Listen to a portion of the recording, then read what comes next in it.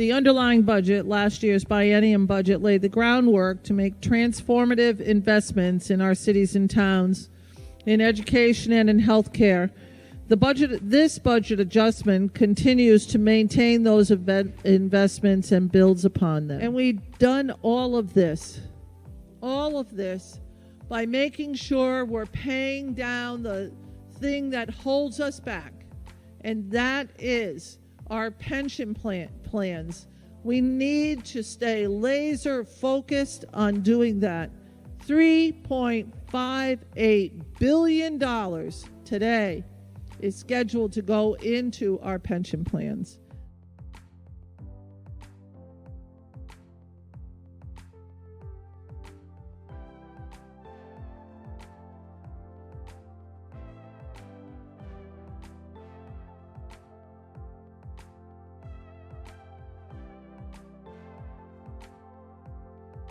Madam President, we have before you Senate Bill number 1.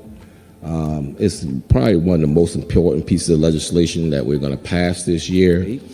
The child care industry has suffered through COVID-19, and this provides immediate relief in the way of wages and other urgent needs. Madam President, what is a better place to put a health clinic than in their schools? And we're looking to expand this across our state to a number of new schools, up to about 50 new schools. We have the resources and the budget to do it. It's quite obvious as you listen to my conversation out here is that we are really focusing on the social, emotional effects that surround our children while in their classrooms.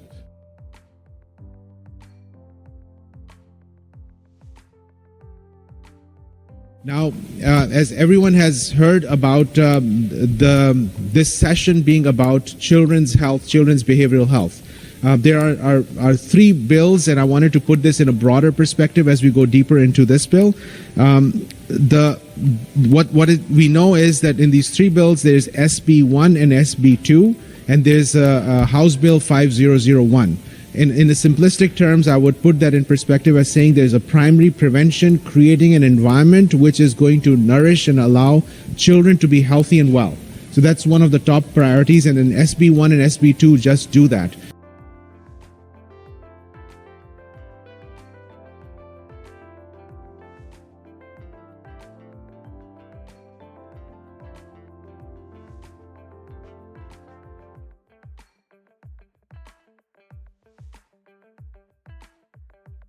We need to do something. And you may have heard, the good senator mention that the transportation sector is responsible for 67% of NOx emissions in the state. So we really want to get a handle on this. We know that this is an opportunity for us. Until we decide to face this problem head on, we decide each day to pass down a planet that's slightly, or frankly, substantially worse than the one that we inherited.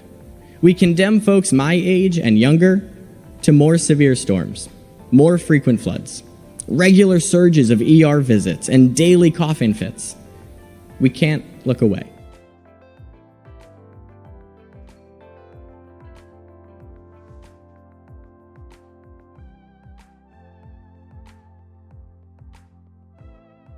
In some ways, it's simple in that it establishes rights and responsibilities. It establishes rights for Connecticut consumers. It establishes 5 rights for Connecticut consumers: the right to see what data is being tracked about them, the right to correct the data that is being tracked about them, the right to delete data that has been tracked or obtained about them, the right to portability of that data, and then the right to opt out of the sale of their personal data. Children. It makes the data, it prohibits companies from selling the data of children up to the age of 16 without them opting in for the sale of the data or tracking for advertising.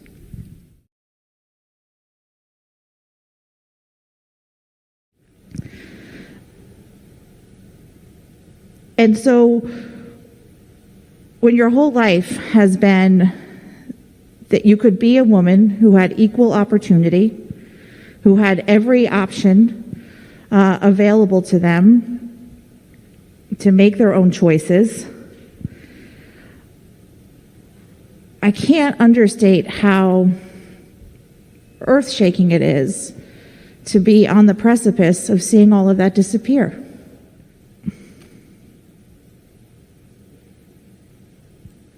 But this legislation is really important. It's important for communities like mine that I just talked with you about, where it's so hard to find healthcare providers. What we're doing here today, and I'm really grateful to Senator Summers for explaining so clearly how this will actually work in practice, how these providers will be able, what the training is involved, and how we can have confidence in the health care that they're providing. And I think it's also important, the legal protections that are outlined here. I think that what we're doing here are common sense solutions, protecting the rights of providers in our state, operating within the confines of the law in our state,